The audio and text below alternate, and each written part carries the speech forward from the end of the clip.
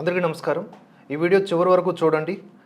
Hypocrisy of politicians ఎలా ఉంటుందో కూడా స్పష్టంగా చెప్పొచ్చు.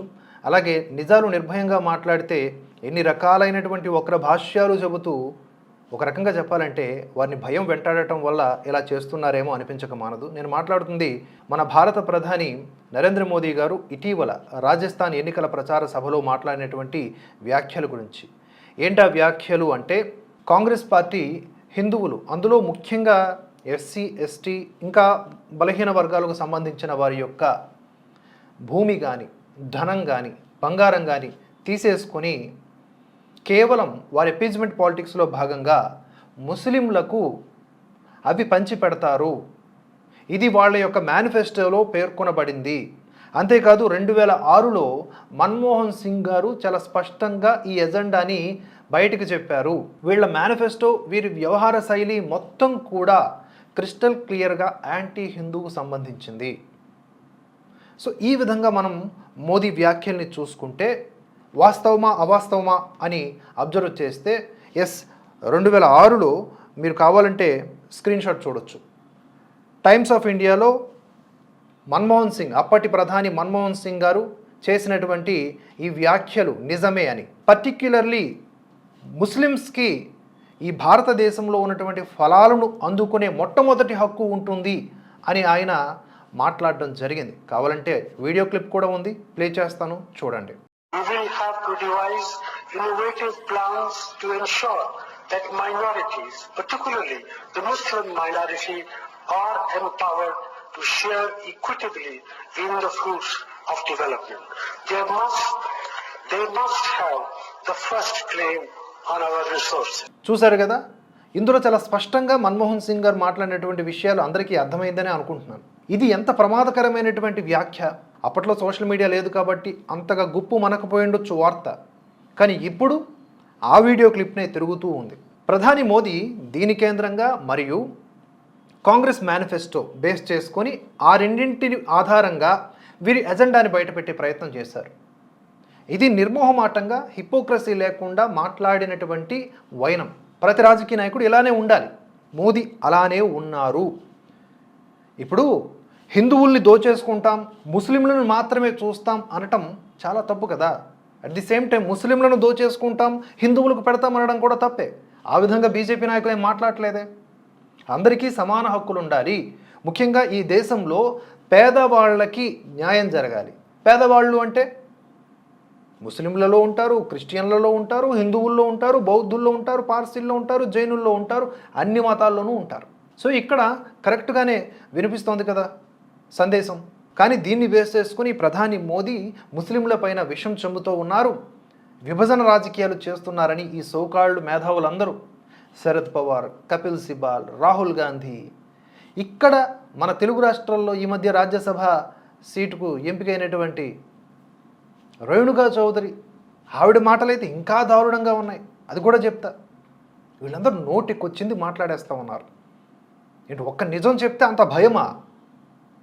ఇక్కడ నేను మీకు వన్ సైడ్ తీసుకుంటున్నానని అనిపించవచ్చు, బీజేపీ స్టాండ్ తీసుకుంటున్నానని అనిపించవచ్చు. కాదు, నేను దేశం స్టాండ్ తీసుకుంటున్నా. ఈ దేశంలో అందరం బాగుండాలి అంటే ఈ విభజన రాజకీయాలు చేస్తున్న కాంగ్రెస్ లాంటి పార్టీలను ఎండగట్టాలి అంటే కాంగ్రెస్ నైజాన్ని నిర్భయంగా బయటకు చెప్పాలి కదా. ఇప్పటికైనా ప్రధాని మోదీ ఆ దిశగా మాట్లాడుతున్నారు. This is called old Modi of narration. ఆయన ప్రధానిగా బాధ్యతలు చేపట్టాక చాలా ఫిల్టర్డ్గా మాట్లాడుతున్నారు అనిపించింది. ఇప్పుడు కరెక్ట్గా మాట్లాడుతున్నారు, కరెక్ట్ మీటర్లోనే ఉన్నారు ఆయన కూడా. తాజాగా ఆయన మాట్లాడుతుంది కూడా అదే. నిజం నిర్భయంగా చెప్తున్నప్పుడు వాళ్ళకి భయం పట్టుకుంది, అందుకే రకరకాలుగా మాట్లాడుతూ ఉన్నారు. నేను సౌదీ ప్రిన్స్తో కూడా మాట్లాడా, హజ్ యాత్రకు సంబంధించి కొన్ని రకాలైనటువంటి వెసులుబాట్లు ఇక్కడ ఉన్నటువంటి భారతీయ ముస్లింలకు కల్పించాలని చెప్పి కోరా. వీసా సౌకర్యాలు కూడా సులభతరం చేయమని చెప్పా. అలాగే భారతీయ ముస్లిం సోదర సోదరీమణులకు విద్యా అవకాశాలు, ఉపాధి అవకాశాలు, వారికి నైపుణ్యాభివృద్ధి దిశగా అడుగులు వేయటాలు, ఇలాంటివి చేస్తూ ఉన్నాం.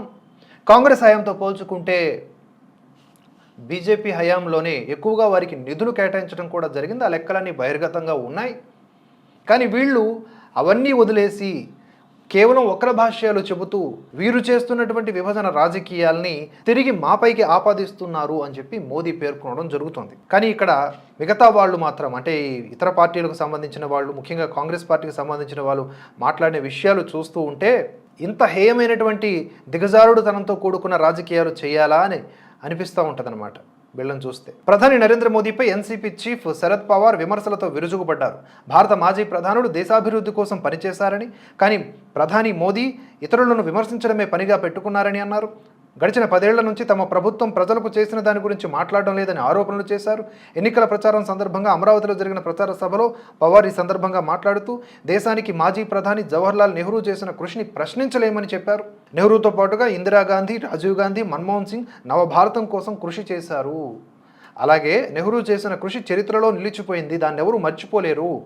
ప్రస్తుతం అధికారంలో ఉన్న ప్రధాని మాత్రమే ఇతరులను విమర్శిస్తూ 10 ఏళ్లలో చేసిందేంటో చెప్పడం లేదు అని మాట్లాడారు. ఇదే సమయంలో కొంతమంది బీజేపీ నాయకులు రాజ్యాంగాన్ని మార్చడం కోసం బహిరంగంగా మాట్లాడారని, ప్రధాని మోదీ సైతం ప్రజల్లో భయం సృష్టించాలని ప్రయత్నిస్తున్నారని, రష్యా అధ్యక్షుడు పుతిన్ తరహాలో ప్రవర్తిస్తున్నారు, భారత్లో మరో పుతిన్ తయారవుతున్నారు, ఇది ఆందోళన చెందాల్సిన విషయం, దేశంలో నిరంకుశ పాలనను అనుమతించవద్దని ప్రజలకు విజ్ఞప్తి చేస్తున్నానని ఈయన, అంటే మోదీ చేస్తున్నటువంటి ఈ ప్రచార పర్వంలో విమర్శలు ఏవైతే ఉన్నాయో ఆ విమర్శలకు కౌంటర్గా చేస్తున్నటువంటి దాడి అన్నమాట.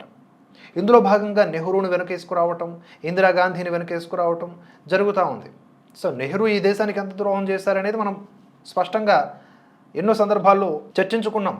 అలాగే మొన్నటి వరకు మన్మోహన్ సింగ్ గారి మీద చాలా గౌరవం ఉండేది, ఎంతో అంతో కొంచెం పాలిష్డ్ నేతగా, అంటే మంచి సేవలు అందించిన నేతగా. కాకపోతే ఈ వైరల్ వీడియో చూసిన తర్వాత అభిప్రాయం మారింది నాకు, నిజం చెప్తున్నా. అంటే ఆయనతో మాట్లాడించినా లేదా ఆయనే మాట్లాడినా మొత్తానికి సాక్ష్యం ఆయనే కదా.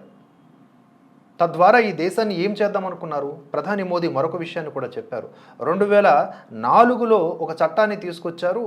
ఆ చట్టం ద్వారా కేవలం అందులో కూడా మైనారిటీలు అంటే ముస్లిమ్స్కే ఎక్కువగా అధికారాలు, శక్తి వచ్చేలాగా కొన్ని ప్రతిపాదనలను పెట్టారు. అదే ఇప్పుడు మళ్ళీ ఈ 2024 మేనిఫెస్టోలో కూడా కనిపిస్తోందని చెప్పి ఆయన మాట్లాడడం జరిగింది. ఇవన్నీ నిజాలు. Why only Muslims, why only Hindus or any other religion? ఇక్కడ అలా ఎందుకు చూస్తున్నారు భారతదేశాన్ని అంటే కాంగ్రెస్కి ఇంకా ఇక్కడ అవకాశం లేదు.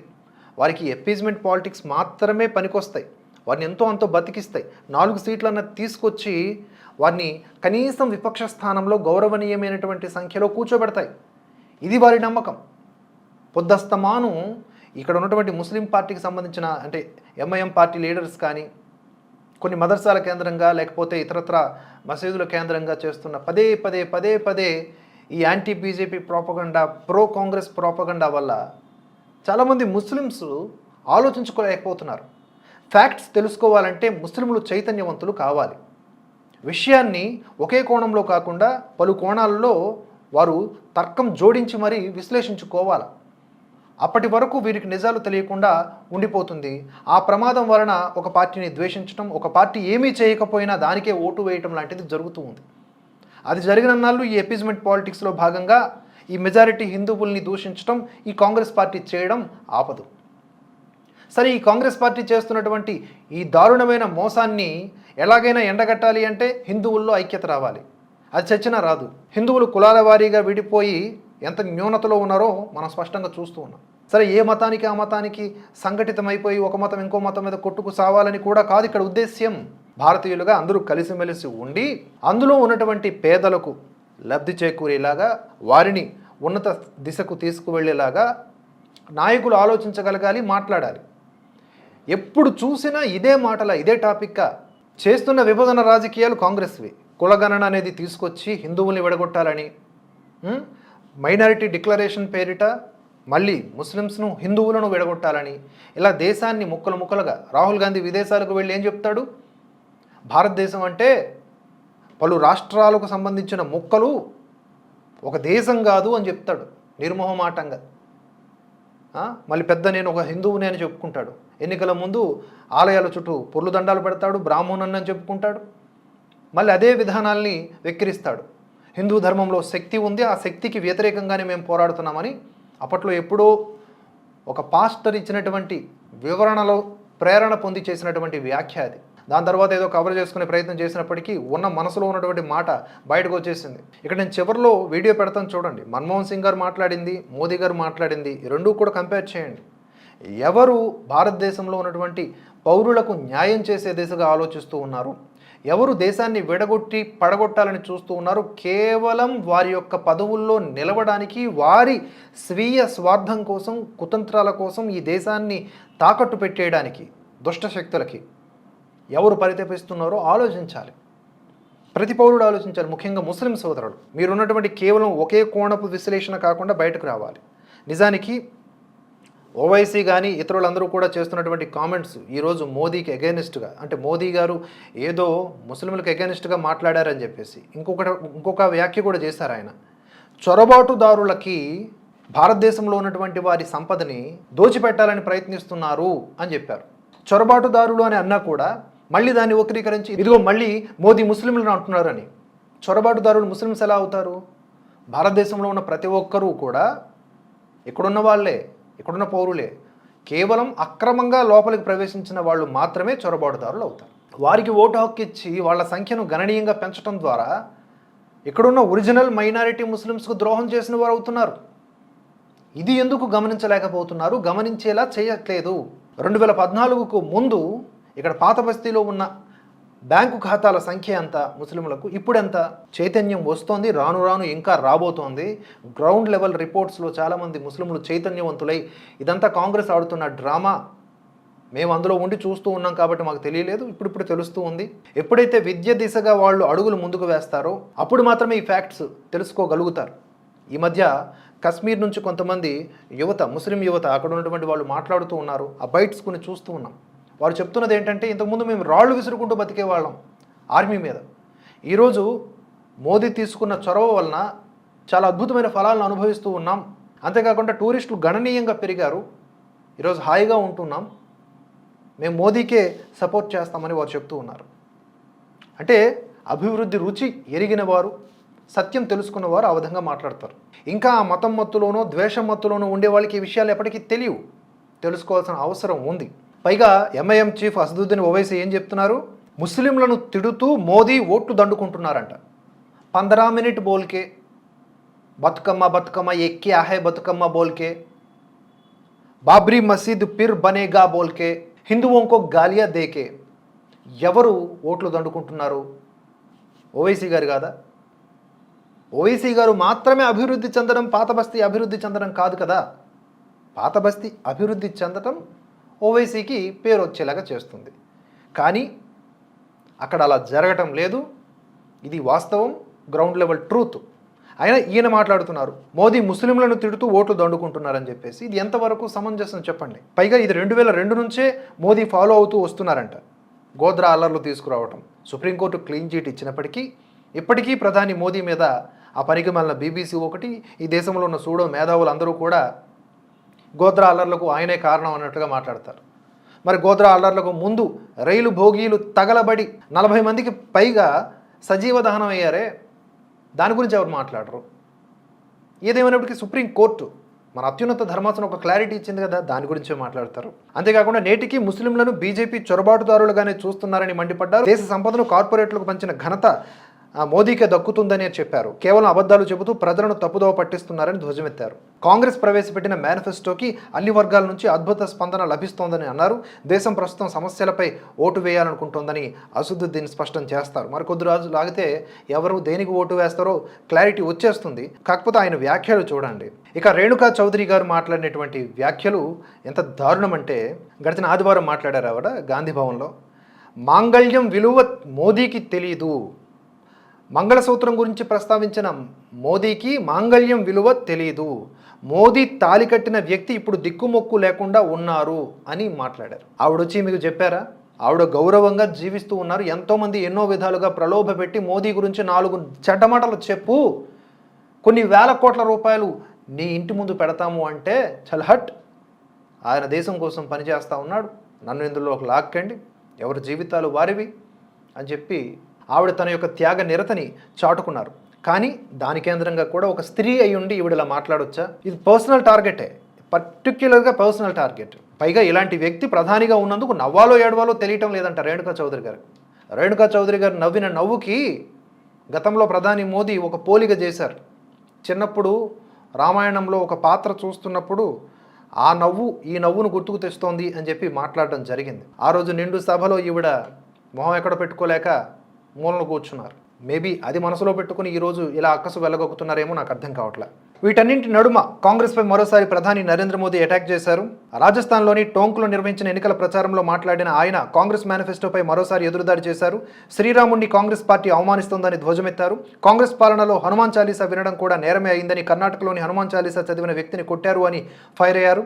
గత కాంగ్రెస్ ప్రభుత్వ హయాంలో రాజస్థాన్లో కాంగ్రెస్ రామనవమిని నిషేధించారని గుర్తు చేశారు. నిర్భయంగా హనుమాన్ చాలీసా పారాయణం చేసే గ్యారంటీని బీజేపీ ఇస్తోందన్నారు. 2004 నుంచి ఆంధ్రప్రదేశ్లో ముస్లిం రిజర్వేషన్లు అమలు చేయడానికి కాంగ్రెస్ ప్రయత్నించిందని ధ్వజమెత్తారు. దళితులు, ఆదివాసీల రాజ్యాంగబద్ధ హక్కును హరించి ముస్లింలకు రిజర్వేషన్లు ఇవ్వాలని కాంగ్రెస్ భావిస్తోందని, ఓటు బ్యాంకు కోసమే ముస్లింలకు కాంగ్రెస్ రిజర్వేషన్లు ఇస్తామంటోందని ఫైర్ అయ్యారు. 2004లో ఉమ్మడి ఆంధ్రప్రదేశ్లో కాంగ్రెస్ ప్రభుత్వం అధికారంలోకి వచ్చింది. అక్కడ ఎస్సీ ఎస్టీ రిజర్వేషన్లు తగ్గించడం ద్వారా ముస్లింలకు రిజర్వేషన్లు కల్పించాలని భావించింది. ఇదే తరహాలో దేశం మొత్తంలో ముస్లింలకు రిజర్వేషన్లు ఇవ్వాలని ప్రయత్నం చేసింది. కానీ 2004-2010లో కాంగ్రెస్ పార్టీ 4 సార్లు ఆంధ్రప్రదేశ్లో ముస్లిం రిజర్వేషన్లు అమలు చేసేందుకు ప్రయత్నించిన చట్టపరమైన అడ్డంకుల వల్ల అమలు చేయలేకపోయిందని ధ్వజమెత్తారు. కాంగ్రెస్ రాజ్యాంగాన్ని కూడా పట్టించుకోవడం లేదని విమర్శలు ఎక్కుబెట్టారు. ఇక్కడ చాలా చోట్ల ప్రధాని మోదీ ముస్లింలని సంబోధించారు. దాని అర్థం ముస్లింలకు వ్యతిరేకమని కాదు, దేశానికి వ్యతిరేకంగా ఇక్కడ ఉన్నటువంటి సౌభ్రాతృత్వానికి, సామరస్యతకు విఘాతముగా మారుతున్నటువంటి కాంగ్రెస్ పార్టీని దుయ్యబట్టడం. ఇంకా మాట్లాడుకుంటూ పోతే చాలానే ఉంటుంది. ఓవరాల్గా ఈ అంశం పైన ఒకంత వార్తా వివరణ ఇచ్చానని అనుకుంటున్నాను. మీరేమనుకుంటున్నారో కామెంట్స్ రూపంలో తెలియజేయండి. Thanks for watching. జై హింద్, జై Bharat. We will have to devise innovative plans to ensure that minorities, particularly the Muslim minority, are empowered to share equitably in the fruits of development. They must have the first claim on our resources. देंगे। और पहले जब उनकी सरकार थी उन्होंने कहा था कि देश की संपत्ति पर पहला अधिकार मुसलमानों का है। इसका मतलब ये संपत्ति इकट्ठी करके किसको बांटेंगे? जिनके ज्यादा बच्चे हैं उनको बांटेंगे। घुसपैठियों को बांटेंगे। क्या आपकी मेहनत की कमाई का पैसा घुसपैठियों को दिया जाएगा? आपको मंजूर है ये कांग्रेस का मैनिफेस्टो कह रहा है कि वो माताओं बहनों का सोने का हिसाब करेंगे, उसकी जड़ती करेंगे, जानकारी लेंगे और फिर उस संपत्ति को बांट देंगे। और उनको बांटेंगे जिनको मनमोहन सिंह जी की सरकार ने कहा था कि संपत्ति पर पहला अधिकार मुसलमानों का है।